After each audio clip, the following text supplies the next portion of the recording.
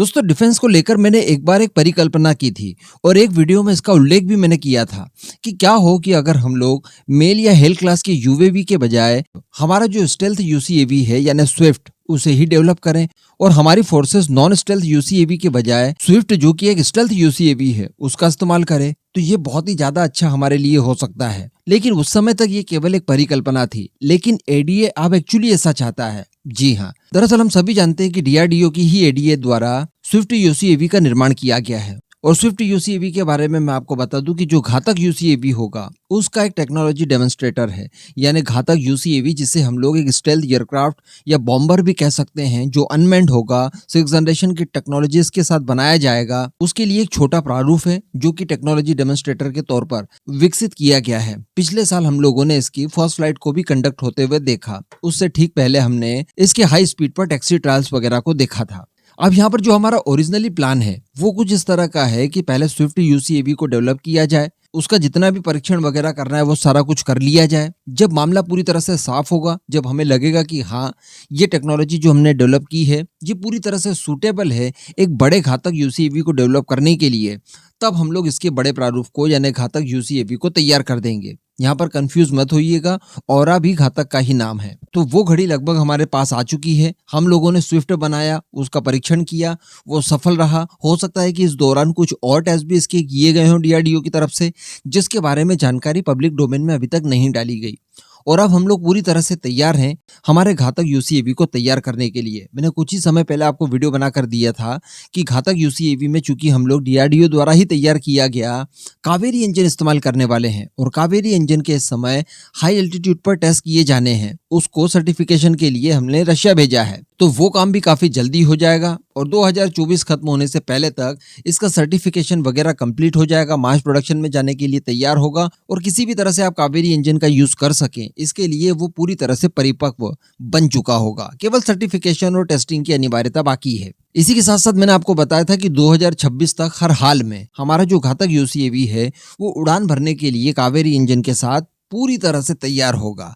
क्योंकि ये जो 1 साल का डिले इसमें देखा गया है ये इस वजह से क्योंकि हमारे जो कावेरी इंजन का परीक्षण वगैरह करना था या उसका जो सर्टिफिकेशन करना था वो अभी तक कंप्लीट नहीं हो पाया है रशिया यूक्रेन वॉर की वजह से। तो उसका इम्पैक्ट कहीं ना कहीं हमारे घातक यूसीएवी पर भी देखने के लिए मिला है और 25 के बजाय अब ये 26 में हमें उड़ते हुए दिखाई देगा। तो इसके बाद हमारी प्लानिंग ये थी कि जैसे ही स्विफ्ट तैयार हो गया, स्विफ्ट के बाद हम लोगों ने उसका परीक्षण कर लिया, घातक बना लिया और घातक बनाने के बाद सारा फोकस हम लोग घातक पर करेंगे और स्विफ्ट को हटा देंगे। जो उसके 1-2 टेक्नोलॉजी डेमोन्स्ट्रेटर हम लोग बनाएंगे वो ठीक है बना लिए, लेकिन उसके बाद उसका किसी तरह से निर्माण हम लोग करें इसके लिए कोई विचार हमारा नहीं था। लेकिन दोस्तों अब बताया जा रहा है कि एडीए द्वारा ये प्रस्ताव रखा गया है कि क्यों ना हम लोग घातक के साथ साथ स्विफ्ट को भी फुल फ्लैश प्रोग्राम के तौर पर आगे बढ़ाएं और इसका भी मास प्रोडक्शन करें। स्विफ्ट यूसीएवी में केवल इसका इंजन हम लोगों ने रशिया से लिया है, बाकी की सारी चीजें हमारी स्वदेशी तौर पर डेवलप की गई है। इंजन भी इस तरह का हम लोग बना रहे हैं, माणिक इंजन जिसे कहा जाता है। तो आने वाले समय में हम लोग रशियन इंजन को रिप्लेस कर सकते हैं हमारे स्वदेशी इंजन से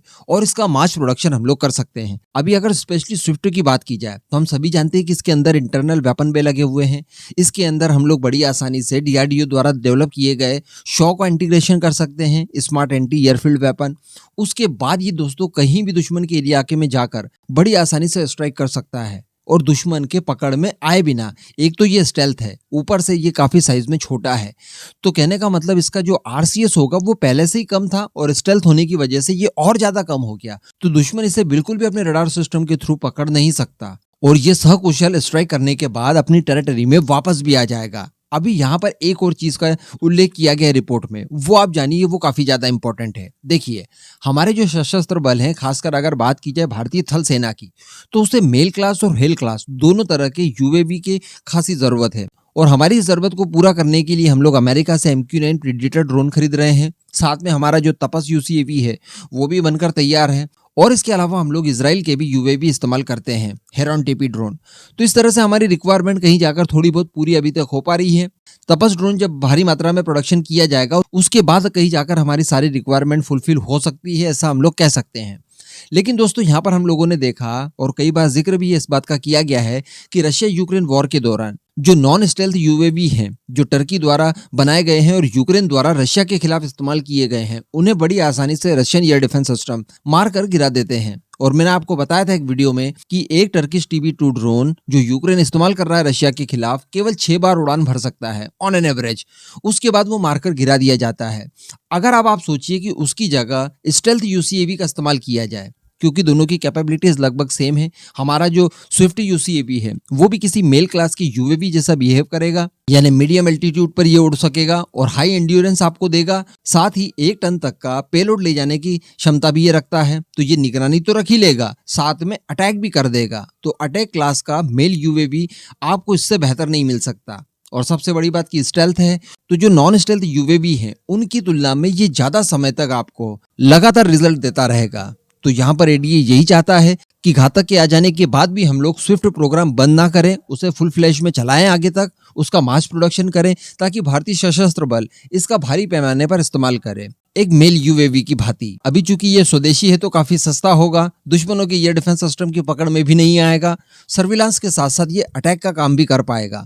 यानी कितनी बड़ी बेवकूफ़ी हो सकती थी कि इतना भारी भरकम प्रोग्राम हमारा स्विफ्ट, उसको केवल हम लोग टेक्नोलॉजी के लिए इस्तेमाल करते, उसके बाद इस प्रोग्राम को स्क्रैप कर देते, क्योंकि हम तो आवरा तरफ बढ़ चुके थे। तो आई होप कि भारतीय डिफेंस मिनिस्ट्री और हमारे सशस्त्र बल एडीए के इस प्रस्ताव से सहमत हो और स्विफ्ट को मेल UAV की तरह इस्तेमाल करने के लिए तैयार हो। इस पूरे मुद्दे पर और इस पूरे आइडिया पर अब आपका क्या मानना है, नीचे कमेंट करके जरूर बताइएगा।